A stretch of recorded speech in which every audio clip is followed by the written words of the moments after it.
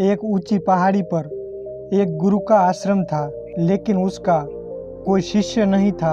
जब भी कोई उसका शिष्य बनने के लिए आता, वह उसकी परीक्षा ले लेते और उसकी परीक्षा में अभी तक कोई भी सफल नहीं हुआ था। ऐसे ही एक युवक उस गुरु के पास उसकी महिमा सुनकर उसके पास आया। उस गुरु का शिष्य बनने की चाहत में वह गुरु के पास पहुंचा और वहां पहुंचकर उसने गुरु से कहा, हे गुरुदेव, मैं बहुत दूर से आया हूँ, कृपया कर आप मुझे अपना शिष्य स्वीकार करें। गुरु ने कहा, तुम मेरे शिष्य क्यों बनना चाहते हो? शिष्य ने कहा, मैं आपकी सेवा करना चाहता हूँ गुरुदेव। गुरुदेव ने कहा, मैं अपनी सेवा स्वयं कर सकता हूँ, मुझे तुम्हारी आवश्यकता नहीं है। शिष्य गुरु के चरणों में गिर गया और बोला, हे गुरुदेव, मुझे अपना शिष्य बना ले, मैं आपसे ही ज्ञान प्राप्त करना चाहता हूँ। गुरु ने कहा, ठीक है, लेकिन मैं अज्ञानी को ही मैं अपना शिष्य बना सकता हूँ, क्या तुम अज्ञानी हो?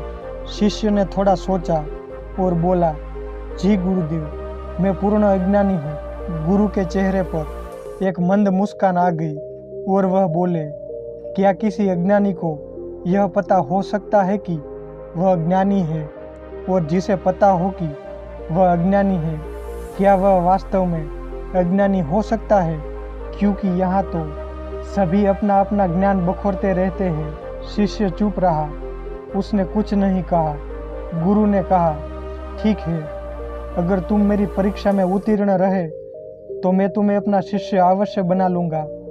आज से तुम मेरे साथ रहोगे, मैं जो करूँ उसे ध्यान से देखना और समझना, लेकिन कोई प्रश्न मत पूछना।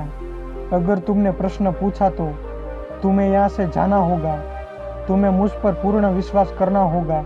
शिष्य ने गुरु के शर्तों को स्वीकार किया। अगली सुबह गुरु शिष्य को लेकर एक नदी पर पहुँचे। वहाँ पर उन्होंने शिष्य के हाथ में एक घड़ा दिया और एक बर्तन दिया। गुरु ने कहा, इस बर्तन से इस घड़े में पानी भर दो। शिष्य ने बर्तन देखा तो वह चौंका। उसने देखा कि उस बर्तन से तो पानी उठाया ही नहीं जा सकता था, क्योंकि उस बर्तन का निचला हिस्सा ही नहीं था। वह कुछ बोलना चाहता था, लेकिन नहीं बोला। वह उस बर्तन से घड़े को भरने लगा, लेकिन बर्तन में न पानी आता और न ही घड़ा भरा। शिष्य का धैर्य जवाब देने लगा। शिष्य मन ही मन सोचता है, गुरुदेव पागल तो नहीं हो गए हैं, इस बर्तन से तो घड़ा जीवन भर नहीं भरेगा। आखिरकार शिष्य का धैर्य जवाब दे गया। शिष्य ने गुरु से पूछा, इस बर्तन से यह घड़ा कैसे भरेगा गुरुदेव? इस बर्तन के तो नीचे का हिस्सा ही नहीं है, सारा पानी तो नीचे से ही निकल जाता है। गुरु ने कहा, अब तुम जा सकते हो। शिष्य ने भी सोचा, ऐसे पागल गुरु के पास रहने से भी क्या फायदा। शिष्य वहाँ से चला गया। रात के एकांत में शिष्य ने सोचा, इतनी बात तो गुरुदेव को भी पता होगी, लेकिन फिर भी उन्होंने मुझे वह बर्तन दिया पानी भरने के लिए। इसमें ज़रूर कोई बात होगी जिसे मैं समझ नहीं पाया।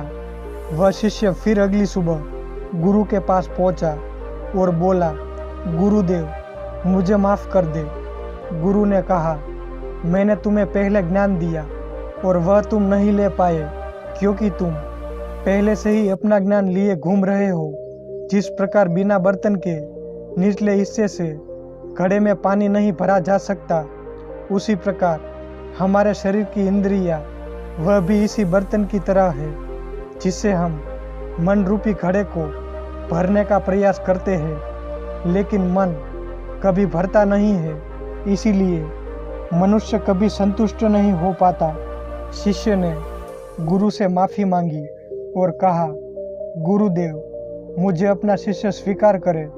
गुरु ने कहा, तुम में धैर्य है, इसीलिए तुम दोपहर तक धैर्यपूर्वक रहे।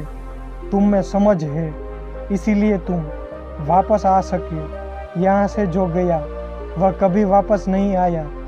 तुम्हारे अंदर अपनी सोच बदलने की क्षमता है, जो अपने विचारों को बदल सकते हैं, वह अपने स्वयं का निर्माण भी देख सकते हैं। मैं तुम्हें अपना शिष्य अवश्य बनाऊंगा।